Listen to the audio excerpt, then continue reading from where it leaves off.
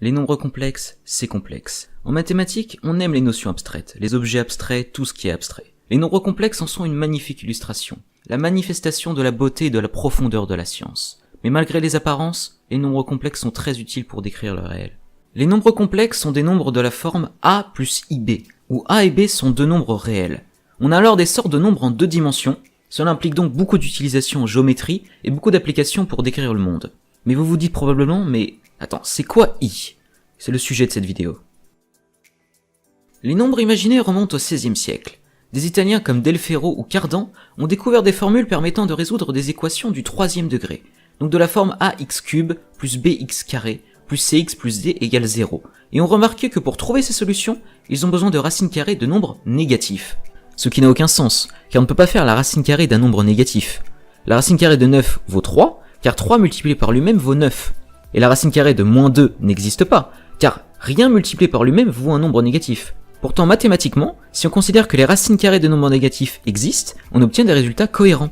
En 1637, Descartes, lui, propose un théorème fondamental pour l'algèbre, dans sa géométrie. Une équation de degré n admet n solutions si on accepte les négatives, moins 8 par exemple, les multiplicités, 3, 3 au carré, 3 au cube, etc., et les racines carrées de nombres négatifs. On a alors créé une extension de l'ensemble des nombres réels, les nombres complexes, notés C, contenant un nombre imaginaire noté I, tel que I carré égale moins 1.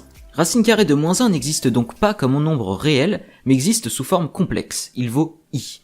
Tout nombre complexe est créé alors de la forme Z égale A plus IB, où A et B sont deux nombres réels. Partons de la base. A est la partie réelle, et B est la partie imaginaire. On les note réel Z et imaginaire Z. Si A est égal à 0, Z est un réel, et si B est égal à 0, Z est un imaginaire pur. Et si A et B égale 0, bah ça vaut 0. Par exemple, 4 plus 5i est un nombre complexe. 4 est la partie réelle et 5 est la partie imaginaire. Moins 4i est aussi un nombre complexe, c'est un imaginaire pur, et sa partie imaginaire vaut moins 4.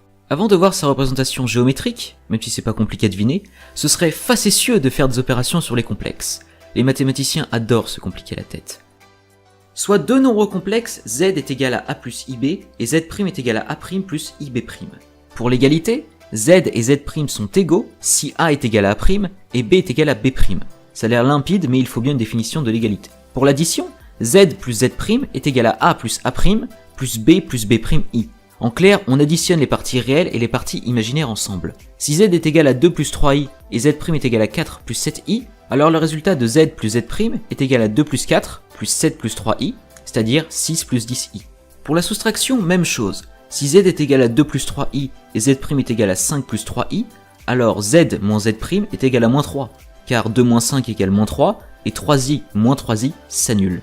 Pour la multiplication, c'est plus compliqué, puisqu'il faut décomposer les deux nombres complexes, comme lorsque l'on multiplie des x entre eux, sauf que là c'est i à la place de x. Par exemple, 2 plus 3i fois 5 moins 2i. On le décompose comme on le ferait si on avait des x. 2 fois 5, plus 2 fois moins 2i, plus 3i fois 5, plus 3i fois moins 2i. C'est égal à 10 moins 4i plus 15i moins 6i carré, qui est égal à 10 plus 11i moins 6i carré. Le problème c'est, que fait-on du i carré ? Eh bien, comme on a dit au début, si vous avez oublié ces problématiques parce que c'est tout le sujet de la vidéo, i carré égale moins 1. Donc moins 6i carré égale 6. Et incroyable, on a donc comme résultat 16 plus 11i.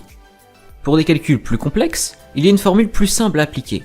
Z fois Z' est égal à A fois A', moins B fois B', plus, entre parenthèses, AB' plus BA', I. Et pour la division, c'est comme pour la multiplication. On décompose Z et Z' sous leur forme A plus IB, et on multiplie le numérateur et le dénominateur par le conjugué du dénominateur. C'est moins dur que ça en a l'air. Le conjugué d'un nombre complexe z égale a plus ib, que l'on prononce z bar en bon français, vaut simplement a moins ib. Donc le conjugué de 4 plus 2i est simplement 4 moins 2i. Donc z divisé par z' est égal à a plus ib divisé par a' plus ib', qui vaut donc, en rajoutant le conjugué, a plus ib fois a' moins ib' divisé par a' plus ib' fois a' moins ib', car le conjugué de z' est égal à a' moins ib'. Au dénominateur, on remarque une identité remarquable. X plus y fois x moins y égale x carré moins y carré, où x est a' et y est ib'.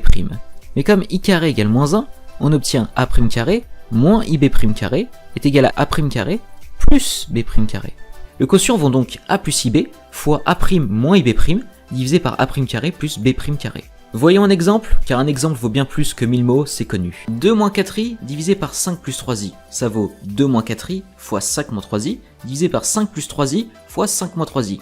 Identité remarquable, on obtient 2 moins 4i fois 5 moins 3i, divisé par 5 carrés plus 3 carrés.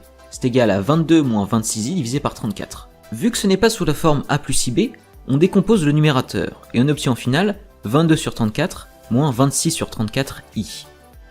Je vous en ai donné l'eau à la bouche en début de vidéo, voyons la représentation graphique des complexes. On l'appelle le plan complexe, c'est un plan avec en abscisse les réels et en ordonnée les imaginaires. Z égale 3 plus 4i a donc comme coordonnées cartésiennes 3, 4 sur le plan complexe. Pour l'instant c'est facile. Voyons plus compliqué, les coordonnées polaires. Les coordonnées polaires d'un nombre complexe ne sont pas définies par les deux axes du plan, mais par la distance et l'angle de ce nombre par rapport à l'origine. Cela sert à beaucoup de choses. Si vous avez un robot par exemple, qui ne peut que tourner sur lui-même et aller tout droit sur X centimètres. En informatique, si, ça peut arriver, il y a des robots avec peu de fonctionnalités, genre un Timio. Du coup, comment ce robot peut aller en diagonale à la coordonnée 6, 8 ? Il doit d'abord tourner d'un certain angle pour se mettre en face de la coordonnée aller, puis se déplacer d'une certaine distance pour atteindre la coordonnée. Analysons donc cela avec des complexes. Les coordonnées polaires d'un point M, correspondant donc à un nombre complexe Z, est défini par le couple r-θ. R étant la distance à l'origine et θ l'angle sur le plan. Partons de la forme algébrique de ce nombre complexe. Z est égal à a plus ib. Car oui, c'était la forme algébrique qu'on a vue jusqu'à présent. R est le module de ce nombre complexe.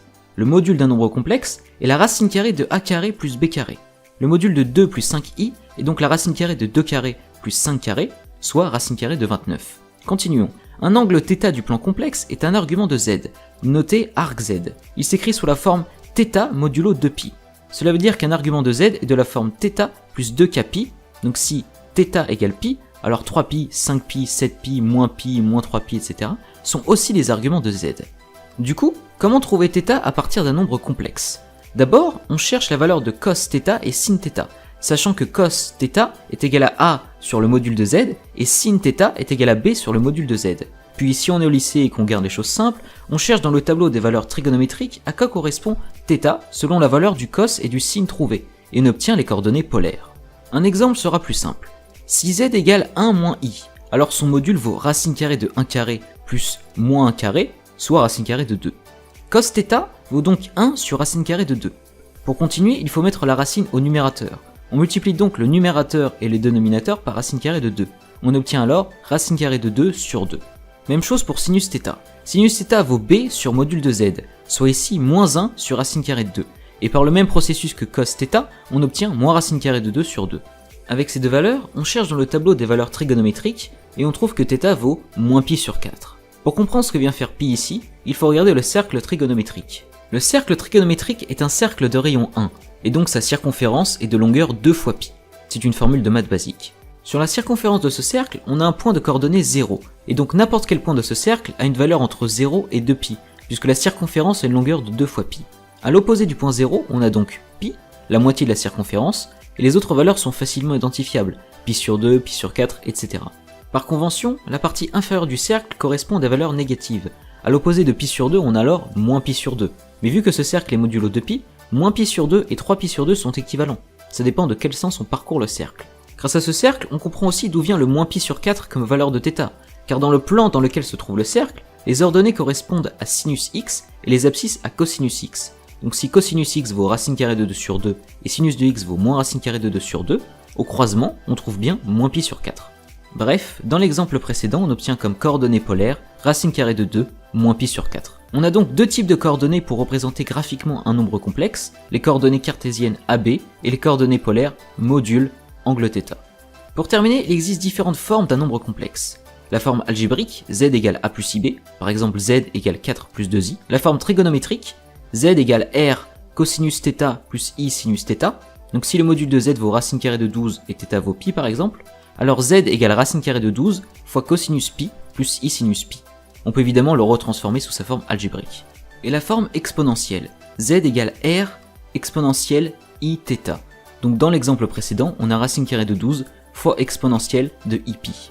On peut évidemment faire bien plus avec ces différentes formes, et les exemples de cette vidéo sont évidemment simples, mais ils marchent pour n'importe quel nombre complexe. Il existe différentes propriétés sur les modules, les arguments ou les conjugués pour se sortir de n'importe quel cas. Je n'en parle pas ici car c'est une vidéo d'introduction, et aussi parce que c'est chiant. Ceci était un court prélude au monde merveilleux de l'ensemble des complexes. Encore aujourd'hui, plein de mystères et de secrets se cachent dans ce territoire inconquis. L'hypothèse de Riemann, la dynamique holomorphe, des applications en mécanique des fluides et en mécanique quantique.